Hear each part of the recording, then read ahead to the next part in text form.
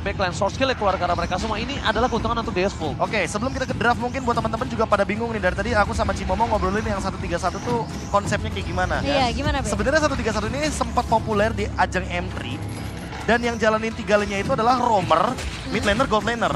Jadi satu badan, 2 damage. Coba tadi lihat posisi dari DS4.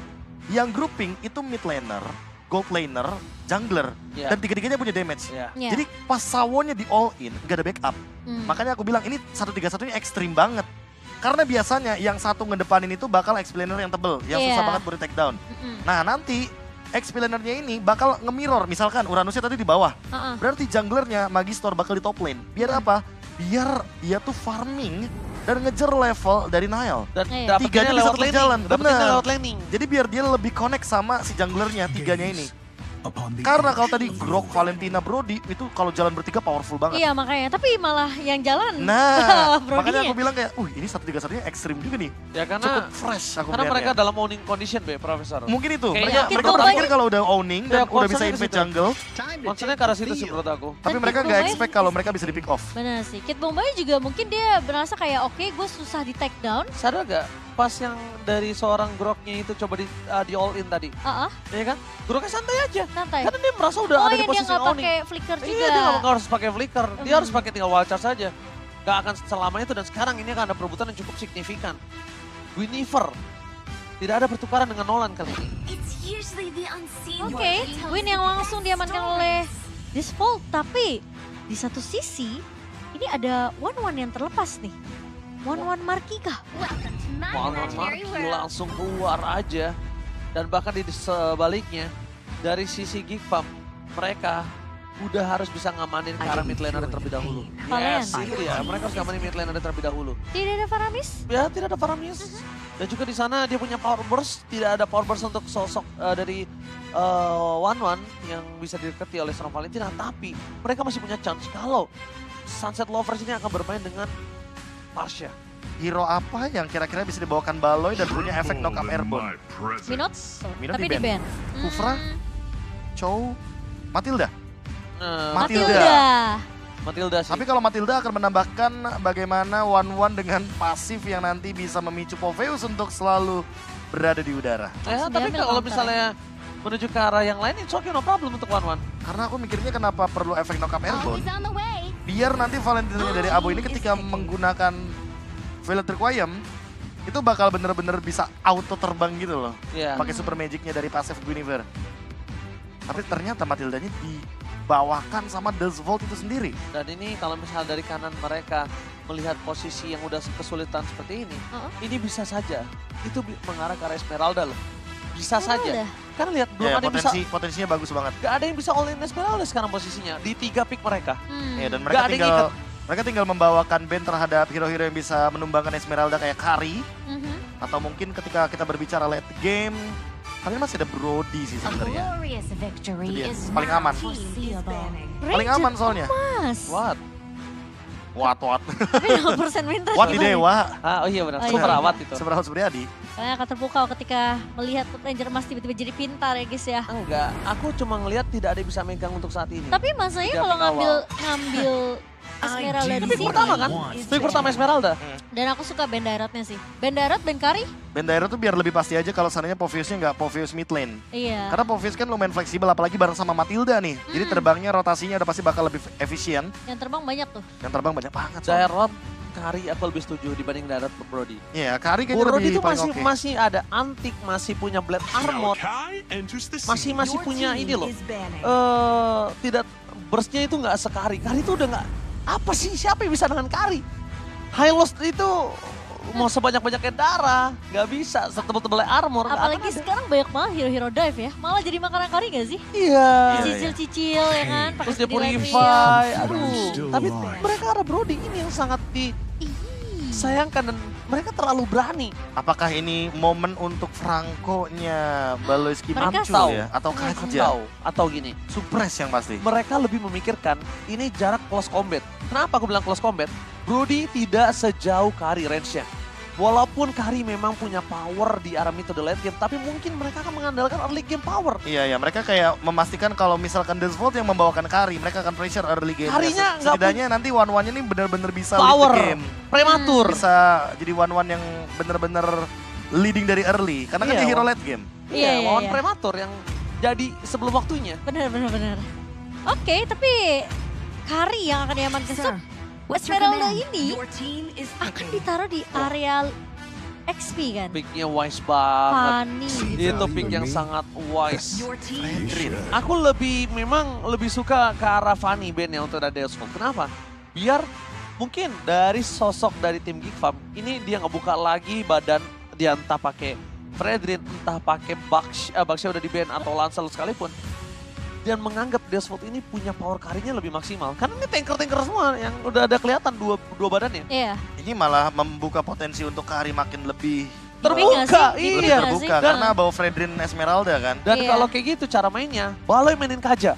Iya, Baloi udah opsi mainin terbaik Kaja. itu. Kaja atau Franco tuh udah opsi terbaik dua-duanya. Plus jalannya bareng sama Aboy. Itu udah pasti udah bakal di-burst bisa tuh. eksekusi sih. Iya. Karena Valentina early game kalau pegang kendali, apalagi nanti memiliki lightning truncheon, damage-nya akan lebih pasti lagi juga. Tapi kita lihat draft dari Deathvolt, Terisla, dan Beatrix. Beatrix. Clear Wave ternyata yang jadi powernya. Oke, Beatrix ya. Beatrix. Dan mereka mungkin bisa kita bilang langsung melakukan sedikit manuver. Mereka taruh Provius dari mid lane, itu juga bisa mengcounter pergerakan dari seorang Valentina, tapi tidak selama itu. Dan bahkan Kate-nya bisa ke dalam Profesor. Ingat, Valentina dash-nya itu nggak maksimal. Iya. Target utama dari seorang Provius ini tetap harus ke one-one. Sekarang Baloyski apakah dia akan bermain pick over, apakah dia mau bermain dengan Kajanya, atau bahkan sekarang mereka akan coba bermain dengan healer. Kaja paling aman udah. Gak ada lagi kan? Kaja. Hero-nya habis soalnya. Kalau Franco kayaknya bakal bener-bener Kayak hit or miss bahaya nggak sih? banget. Kayak ya one moment banget juga Iya, one momennya moment. kan. Jadi emang paling bagus Kaja, karena emang dari awal kita udah sempat mention kalau Kaja ini yang paling bisa dan paling pasti untuk menghentikan Poveus dengan loncatannya. Wow, dan itu dia. Kita sudah melihat bagaimana draft dari Geek Farm ini benar-benar kayak mereka melepas risiko yang ada, tapi mereka juga datang dengan planning yang mungkin bisa dibilang udah sesuai apa yang mereka harapkan. Lihat line up ratingnya. Ini bener-bener line up rating yang tidak begitu berbeda jauh bahkan. Iya. Dan membuat potensi dari Geek Farm juga akan sedikit terlihat ketika nanti menuju ke Land of Dawn dan Poveus mid lane. Yang tadi sempat kita perbincangkan untuk Sunset Lover akan muncul untuk mendinai bagaimana Marky dengan dash ability 1-1. Oke. Right, langsung saja ini dia match point untuk tim Indonesia. Geek Web, mampukah mereka mengamankannya atau bahkan pejuang Warrior Deathvolt kali ini mampu memaksa mereka ke game yang ketiga? Mari kita menuju ke dalam Lane of Town. Match point di tangan tim Indonesia. Wow. Satu langkah lagi tentunya untuk mensecure posisi mereka di babak group stage, Bung KB. Iya, biar lebih secure lagi tentunya agar Terancam mampu. gak sih ini? Oh, kalau misalkan kita berbicara terancam, semua terancam di match kali ini, Cimomo. Bener sih, Be. Karena kalah di sini tuh kayak bukan pilihan. Apalagi kalau kita berbicara bagaimana nanti hasil selanjutnya. Untuk pertandingan-pertandingan yang ada di grup D juga masih cukup banyak. Sehingga perlu kita saksikan lagi bagaimana development yang akan tercipta dari Geek Farm di game yang kedua kali ini. Rotasi yang belum bisa dilakukan Aboy karena pressure di arah mid lane-nya cukup keras. Dan mereka sadar akan hal tersebut. Tapi Sunset Lover punya apa saat ini? Sunset Lover cuma bisa bertahan sampai dia punya power di arah level 4. Oh, tapi bahaya banget juga ya dilihat-lihat ya. Dia punya damage reduction dari Vengeance. Dan dia juga memilih emblem yang menunjukkan Impure Reach. Tambah dengan untuk sekarang, ganking mulai tercipta. Wah, press ward telah dikeluarkan begitu saja. Dari Kid Pumba masih bertahan dan emblem kali ini di tangan sosok seorang Luke. Dia akan lebih kuat dengan tenacity. Iya. Dan mungkin ini dia yang dibutuhkan. Agility untuk rotasi yang dimiliki karena dia butuh untuk mengejar di mana Sunset Lover berada. Dia juga membawakan emblem support agar tujuannya nanti bisa lebih banyak mengeluarkan absorb shield damage ketika sudah memiliki Oracle juga. Tapi Magister? Oke, Valve Record dikeluarkan. Magister akan mendapatkan look. The Purify Gaming save the day. untuk para pasukan dari Kickfam. Meanwhile dari bottom lane kembali. Dua tim yang menggunakan gold laner sebagai weak lane mereka masing-masing. Apalagi One-One.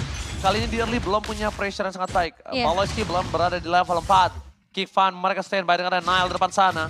Tapi ingat, Luka tidak punya purify kalau dia terperangkap lagi dengan adanya Special Migration Sunset Lover.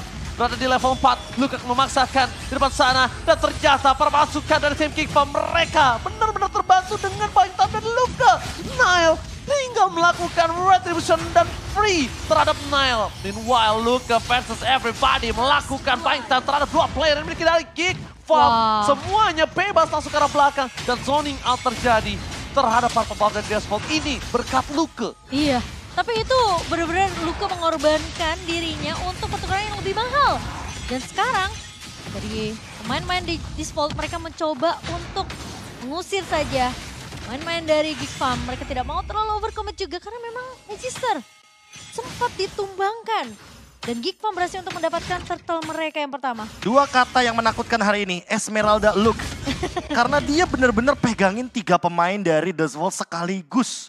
Ditambah dengan zoning out tersebut, menimbulkan efek snowballing yang sangat luar biasa. Turtle diambil, purple buff di invade, dan lihat Nile sekarang, dia unggul dari segi level ketika match up-nya melawan Magister.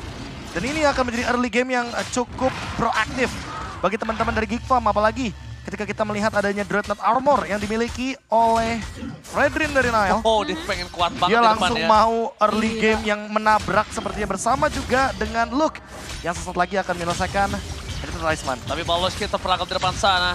Masih coba untuk bertahan, terlalu kuat Paloski untuk bisa di take down di early seperti ini. Membuat para pasukan dari Kickfam tidak harus terlalu takut untuk bermain dengan boost. Karena Magister dalam posisi yang tidak terlalu unggul. Kenapa? Karena jungle-nya udah coba sedikit demi sedikit dipatahkan oleh seorang Nile tadi. Itu satu. Yang kedua, ada damage reduction dari pasif Kaja. Dan yang ketiga, kita tahu sendiri, untuk Guinevere jungle di competitive scene, itu build-nya pasti build ke arah tank utility. Ya. Sehingga membuat damage yang dihasilkan sama Magister di early game mungkin ada, tapi ketika menuju ke late game, atau mungkin targetingnya ke arah roamer-roamer yang memiliki HP tebal, gak bakal seinstan itu. Tapi Be, secara nggak langsung aku ngerasa ya, Kickfam sekarang kunci itu juga bukan cuma di Baloi loh. Iya, tapi gimana look-nya juga loh. Makanya kan dua kata seram hari ini kayaknya. Luke Esmeralda. Oke, tapi ngomongin soal Luke Esmeralda, jangan sampai dia bertemu dengan Karvi di arena itu, the late game itu yang mungkin harus mereka pahami. Dan mereka juga harus gimana caranya membuat Marky tidak dalam posisi yang under sekali. Di depan sana, pasukan dari Kickfam, mereka tidak memaksa team fight terhadap Turtle. Mereka memaksakan supaya Kid Bombanya ngelepasin dulu penalty zone atau minimal dia ngelepasin flickernya. Dan di depan sana, Special Migration dengan adanya sosok dari seorang Magister berhasil mendapatkan 1K. Yes, Nile ter-take down. Membuat para pasukan dari Kickfam mereka kehilangan the power of retribution. Tapi Luka masih bertahan di depan sana. Membuat para pasukan dari Kickfam mereka memaksa team fight. Walaset Kid Bomba kali ini berhasil ter-take down.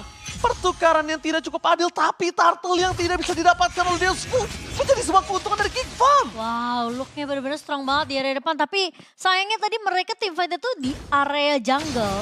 Jadi ya bisa dibilang itu jadi spot yang amat enak banget sebenarnya untuk Violet Requiem dari Magister. Ya, tapi ditambah dengan flicker juga dari Kid Bomba yang membuat penalty zone-nya lebih on point. Namun buying time-nya percuma karena Nile sudah hadir kembali dan akan mengadu retribution. Special Migration menuju ke seorang Paloski. Ini cukup sangat merugikan tim dari Asphalt. Mereka kehilangan momentum, mereka kehilangan Sawo. Mereka bahkan bisa saja kehilangan seorang Magister.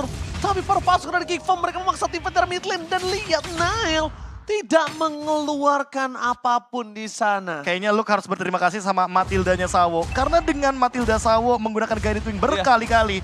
Shield-nya makin banyak, absorb-nya makin lebih powerful. Dan lihat, untuk sekarang Entity Talisman sudah ada tangan dari Luke. On the way seharusnya menuju ke arah Dominance Ice. Dan ini akan membuat shield dari Popheus-nya Sunset Lover akan benar-benar sangat-sangat tumpul sekali. Dimakan semuanya ya. Di zoning terus juga, lihat bagaimana sosok Luke yang masih belum bisa di take down. Dengan Purify-nya, buying time akan menjadi kunci jawaban dari Kickfam sehingga fokus dari Sunset Lover-nya itu nggak ke arah Marky. Tapi kalau ngomongin dari EXP, kali ini lihat pecah Paloy! Menuju ke arah seorang Karvi, hilang pecah begitu saja. Dan bahkan this is Captain Marcus making ready to take off. Berhasil memberikan damage tapi besar vengeance. Meanwhile, Empress Sword menutup hari dari sosok Sunset Lover. Sawo, where are you going? Tapi nampaknya para pasukan dari Kickfam mereka lebih memilih untuk fokus ke arah mid lane. Mereka meredamkan diri mereka, nggak mau dive in terlalu dalam karena kerugian akan bisa di tangan mereka. Dan ini dia Nile membalas recall dari seorang Sawo yang kalau bahasa Inggris di interview sana bilang tipi-tipi. Tipi-tipi. Bener kan? Tipi-tipi typically. Oke, tinggal Bison for nothing. Apa yang terjadi dengan flicker sekalipun, following up tidak ada membuat Kid Bomba melakukan hal yang sia-sia. Kid Bomba, what are you doing Kid Bomba? Mungkin at least dia pengen nge-clear minion aja sih. Ya, tapi setidaknya untuk di turtle yang selanjutnya dia nggak bakal bisa set up. Yang mungkin bisa dilakukan hanya Sawo dengan satu buah guided wing. Tapi itu resikonya tinggi banget. Lagi dan lagi karena nggak ada flicker, berarti jatuhnya jadi one way ticket.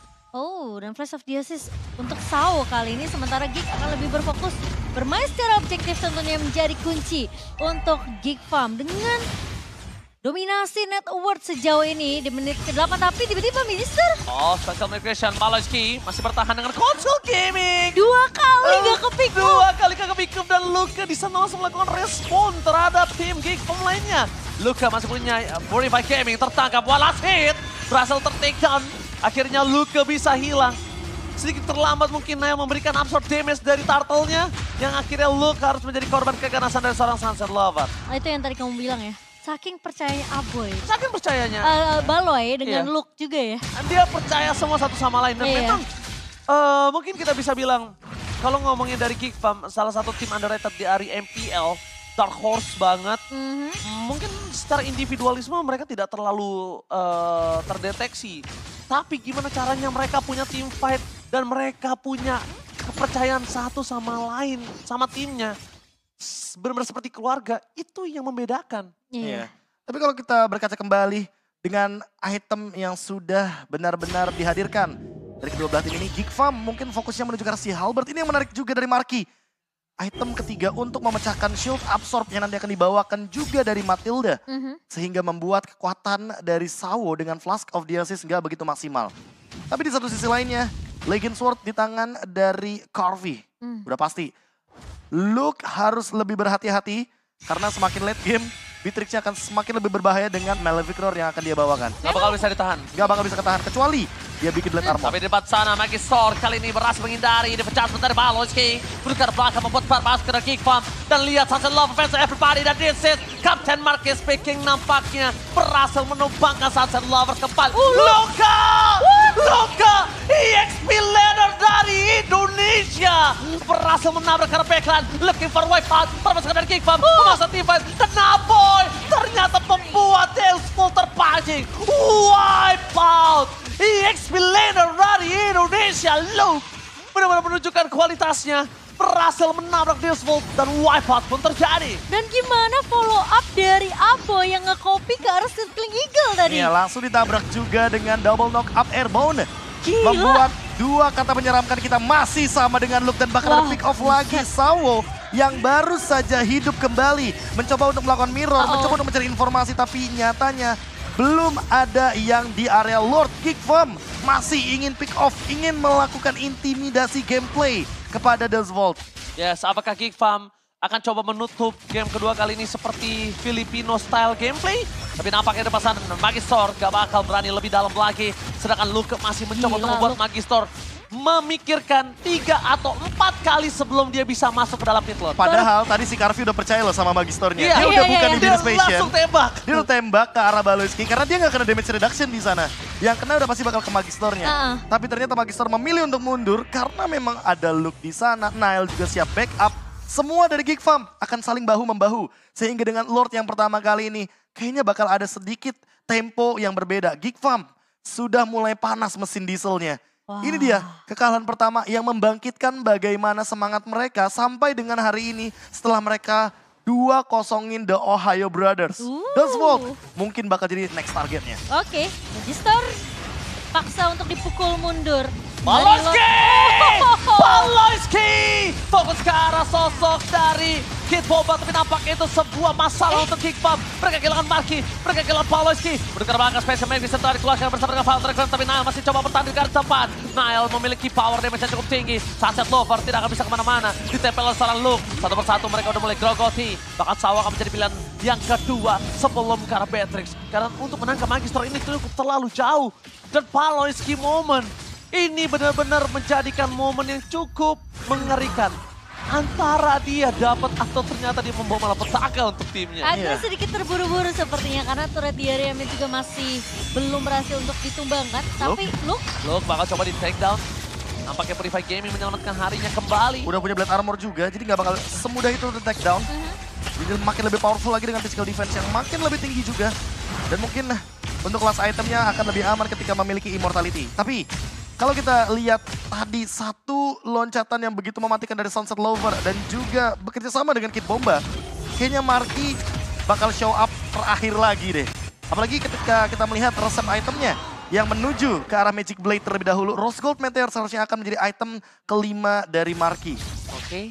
Magister bersama kawan-kawan sudah bermain dengan adanya pola 5 player standby di depan sana. Untung tidak ada yang bisa mengikat sekalipun. Penalty zone masih for nothing, informasi terberikan. Tapi lihat dari Baloski di arah belakang mencoba mencari di mana Karvi berada. Tidak ada Karvi, dia akan coba menangkap siapa. Dan Karvi kali ini terlalu jauh untuk bisa melakukan following up damage. Hingga zoning out dari Luka membuat Karvi tidak bisa kemana-mana. Dan bahkan membuat pasukan dari Deosmond membuat mereka terperangkap walaupun hilang Lukanya. Tapi zoning out yang benar-benar maksimal. Dia membuat flicker Karvi hilang dan tidak ada di saat Lord. Ditukar dengan waktu resurrection dari Luke, itu cukup adil. Iya, apalagi Sawo yang tumbang loh. Jadi harusnya nggak bakal berani juga untuk Desvolt melakukan sebuah movement tanpa adanya hero cover yang bisa membawa Karvinya ketika tidak memiliki flicker. Iya, plus apalagi nggak ada Bomba, Flash of Biosis juga. Yes, dan Kid Bomba juga nggak punya penalty zone. Iya, untuk penalty zone sekarang mungkin akan ada lagi, tapi flickernya dari tadi yang mungkin belum dikeluarkan. Mungkin Kid Bomba juga udah sadar. Kalau dia keluarin flickernya untuk ofensif, dia nggak bakal bisa untuk mundur karena dia Terisla one way ticket. Dan terlalu beresiko kalau seandainya dia tiba-tiba akan langsung jump in dengan menggunakan satu buah flicker. Udah mulai bunyi genderang perang nampaknya kali ini di AR. Iya, dan agak beresiko sih tiba-tiba keluar. Oh, ini tanpa ada dia planning. bener banget resiko yang bisa dapatkan Magister. This is Captain Marky dan dia ready to take off. Marky, a double kill from Marky. Membuat Deosmond berhasil didapatkan dua playernya dan terbuka sangat bebas untuk base-nya.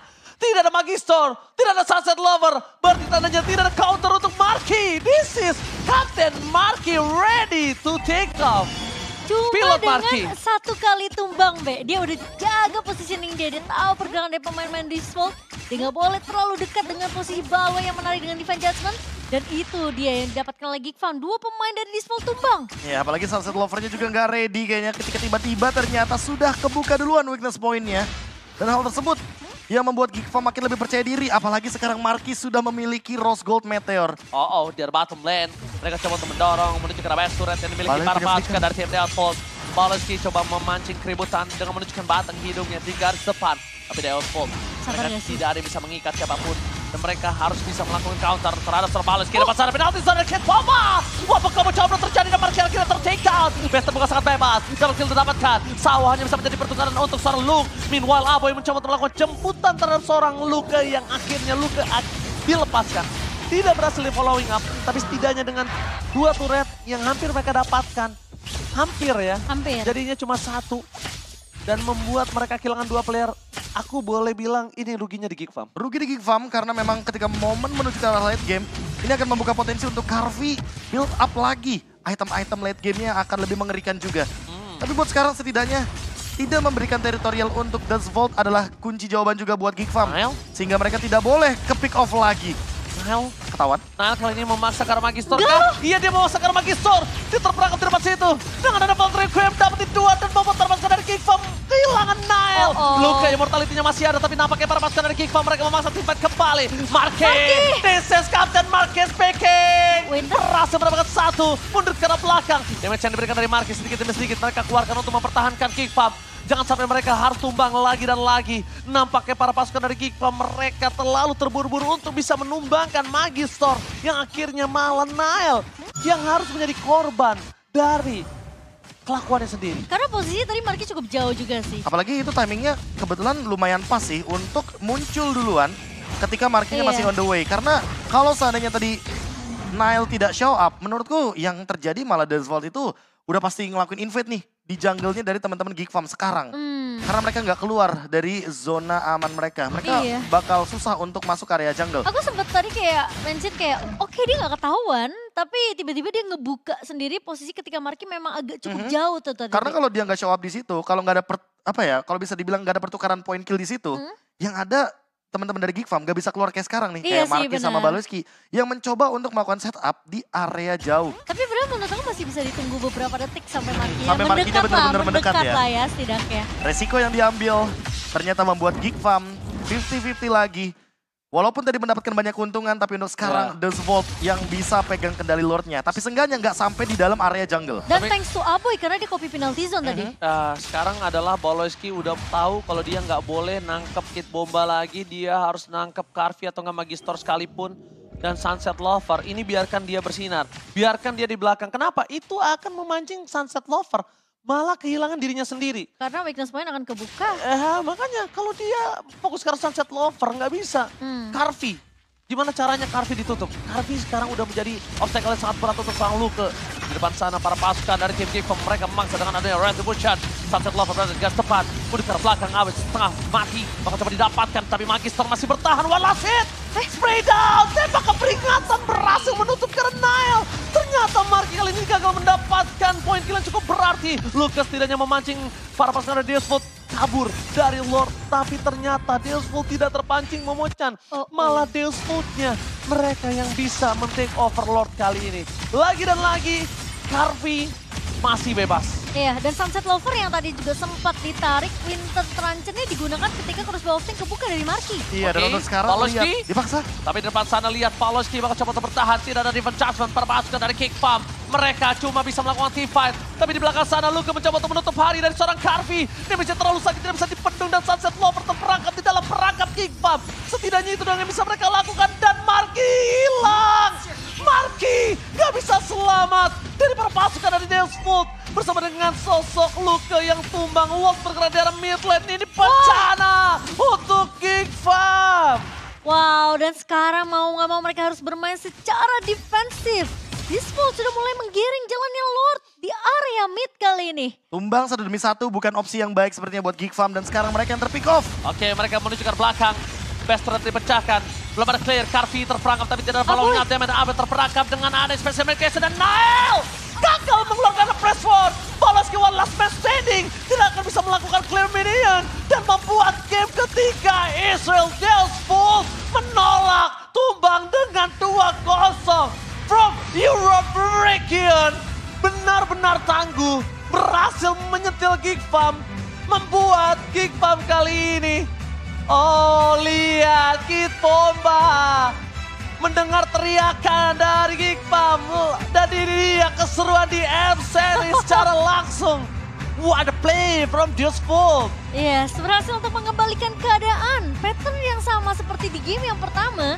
Terjadi lagi di game yang kedua. Sampai diingetin sama Sawo. Lagi, ayo lagi. Kid Bomba. Satu momen Baloski ketika menarik Kid Bomba dengan adanya Terisla tadi ternyata menimbulkan efek snowball yang benar-benar membuat mereka masih bertahan. Wah ini harus kayak ada sedikit rem kayaknya yang tercipta dari Geek Farm. Oke mereka unggul di early game, oke mereka melakukan invade jungle dan mereka sempat mengembalikan keadaan beberapa kali. Tapi pas tadi Lord terakhir aku sempat mention ini keadaannya bukan 60-40 lagi. Ini jadi 50-50 dan Geek Farm harus benar-benar pelan. Kayak waktu mereka coba unggulin early gamenya karena itu pelan-pelan banget kan. Gak langsung tiba-tiba mereka langsung kayak unggul gitu loh. Kayak bener-bener jauh banget gold gapnya dan itu yang mungkin yang namanya adrenalin rush teman-teman. Terlalu terbawa suasana sehingga teman-teman dari Geek Farm yang malah kebawa sama gameplay pelannya. Aku tadi malah mengiranya ketika mereka udah berhasil mendapatkan keuntungan itu akan ada 3 pemain yang jalan bersamaan. Aku akan mungkin tadi sempat memikirkan kalau misalnya Baloski akan jalan sama Aboy sama Marky. Bukan Nile. Bukan Nile. Tadi kan 1-3-1. Tapi untuk apa? Untuk dapetin Carvi. Minimal Carvi-nya akan take down kalau nggak dengan physical, dengan magical. Dan udah tahu berapa lama kita bakal lihat MVP di match yang ketiga kali ini. Jatuh kepada yang mana Kid nih? Bomba kah? Carvi apa Kid Bomba? Oh Carvi. Carvi. Carvi. Oh Carvi. Carvi. Kaget saya ya. 2 MVP. Oh gitu ya, Kid Bomba. Oh. Tapi memang terakhir-terakhir penalty zone dia benar-benar on point dan gak ada yang bisa ngehentiin. Karena penalti zone-nya langsung dikomboin juga sama Valtteri Koyam. Iya. Sehingga combo tersebut yang sangat-sangat menimbulkan efek kayak bener-bener jatuhnya efek stun yang lama banget, knock-up airborne yang bener-bener sampai tumbang sekaligus. Dan Kid Bomba menjadi MVP untuk di game kedua. Membawa kita ke game yang ketiga dengan satu tambahan lagi, extra effort lagi untuk Geek Farm. Karena mereka yang tadinya unggul di early game harus melepaskan bagaimana tempo late game mereka yang begitu terburu-buru untuk melakukan sebuah finishing. Ini dia momen-momen ketika kalau kita lihat di MVP highlight-nya, teman-teman dari Geek Farm pegang kendali early game-nya, leading jauh banget bahkan dari sisi gold. Tapi sayang seribu sayang, pressure yang mereka lepaskan, dan ini dia momentum yang mereka ciptakan malah menjadi buah si malakama. Dengan penalty zone yang begitu on point dari Kid Bomba. Dan bahkan targeting dan eksekusi yang tidak begitu all in menuju ke arah teman-teman dari tim The Vault. Membuat Geek Farm terpecah belah dari segi teamfight besarnya. Dan membuat bagaimana kehadiran dari Kid Bomba sebagai MVP. Dengan penalty zone yang begitu on point membuat Carvi juga mampu untuk memberikan space free hit dengan Nibiru. Dengan Bennett Rage yang dia miliki. Dan DPS pasti di late game. Dan ini dia momentum yang menurutku benar-benar buru-buru banget dari teman-teman Geek Farm. Karena mereka sebenarnya masih punya banyak source ability yang mereka masih bisa tahan. Iya. Dan ini dia permainan kiting yang tidak bisa berhenti dari Sawo. Permainan dengan menggunakan Matilda Airlines. Dan bahkan mengganggu juga lini depan serta lini belakang dengan shield absorb yang tidak bisa dijangkau. Dash ability juga sangat powerful sekali. Sehingga membuat teman-teman dari Geek Farm sangat-sangat kocar-kacir dan kebingungan untuk menangkap sosok dari Matilda. Dan ini dia Matilda moment yang membuat teman-teman dari tim The Vault melakukan comeback yang sangat luar biasa. Dan memaksa ke game yang ketiga juga bagi Geek Farm. Wow, skor 1-1 berhasil disamakan di game kita yang kedua dengan 19 menit. Hampir sama seperti di game yang pertama. Namun berbeda tentunya ketika dari The Vault mereka tahu sebenarnya mereka menang dari segi jumlah. Dan bahkan selalu dipaksakan tiap tim fight-nya.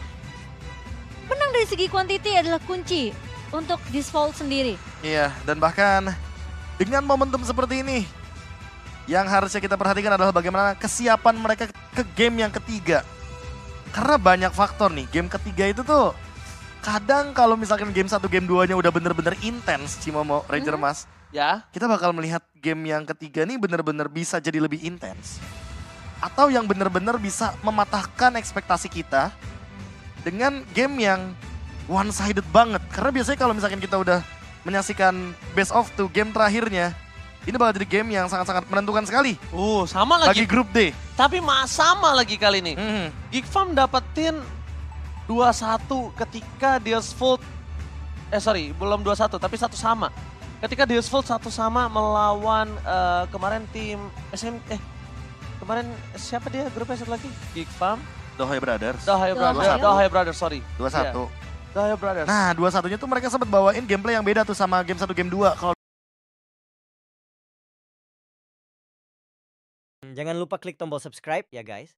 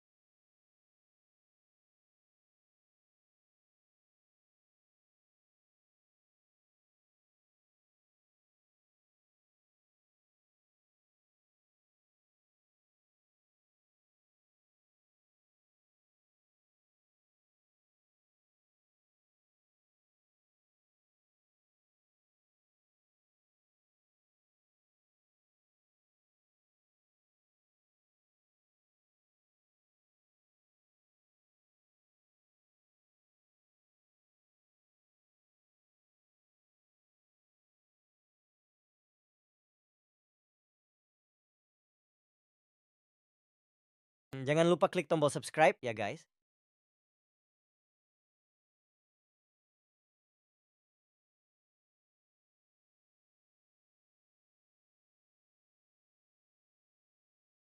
Jangan lupa klik tombol subscribe ya guys.